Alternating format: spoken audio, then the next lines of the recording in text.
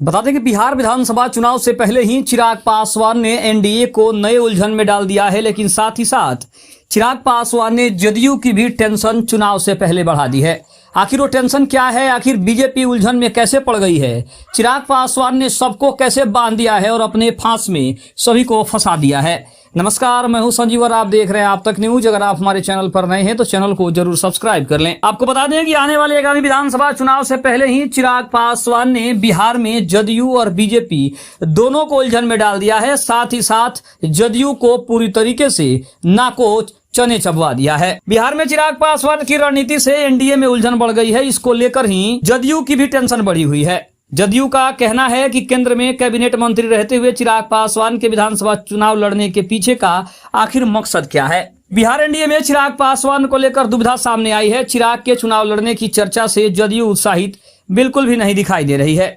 जदयू जानना चाहती है कि आखिर केंद्र में कैबिनेट मंत्री रहते हुए चिराग पासवान के विधानसभा चुनाव लड़ने के पीछे का आखिर मकसद क्या है, वो क्या सोच रहे हैं, ये समझ से परे है।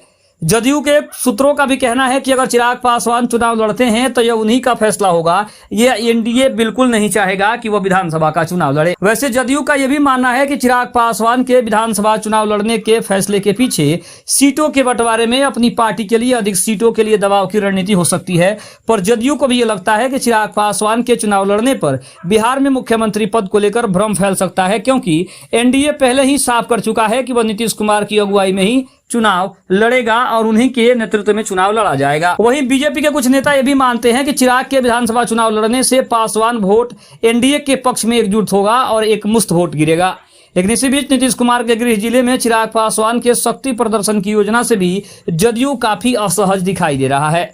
दरअसल 29 जून को राजगीर में चिराग पासवान बहुजन भीम संकल्प समागम के जरिए करीब 2 लाख लोगों को इकट्ठा करने जा रहे हैं। मगर जदयू सूत्रों का यह भी कहना है कि एनडीए में सीटों के बंटवारे में जितनी भी सीटें एलजेपी के खाते में जाएंगी उसमें वे किसी उम्मीदवार बनाते हैं, यह उनका फैसला होगा। हालांकि जानकारों का यह भी मानना है कि चिराग पासवान का चुनाव लड़ने का फैसला तभी कारगर होगा जब ये चुनाव के बाद खुद को मुख्यमंत्री के दौर में पाते हैं।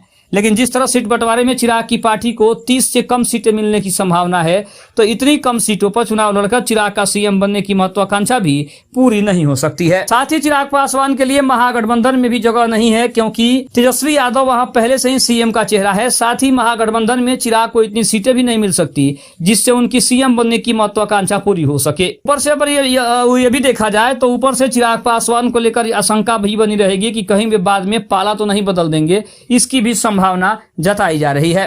ऐसे में जानकारों के मुताबिक चिराग पासवान के पास केवल प्रशांत किशोर के साथ जुड़कर ही अधिकतम सीटों पर चुनाव लड़ने का विकल्प होगा।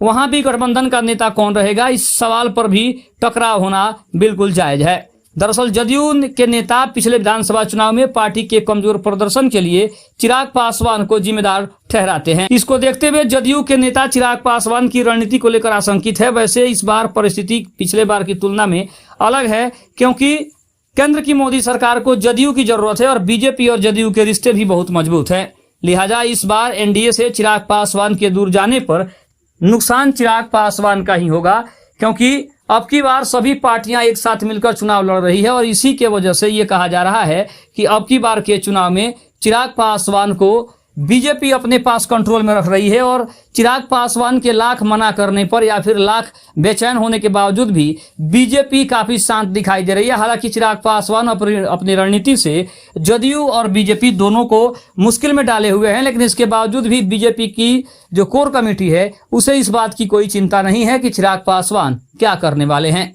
खबर कैसी लगी कमेंट में जरूर बताइएगा। तब तक के लिए धन्यवाद। जय हिंद, जय भारत।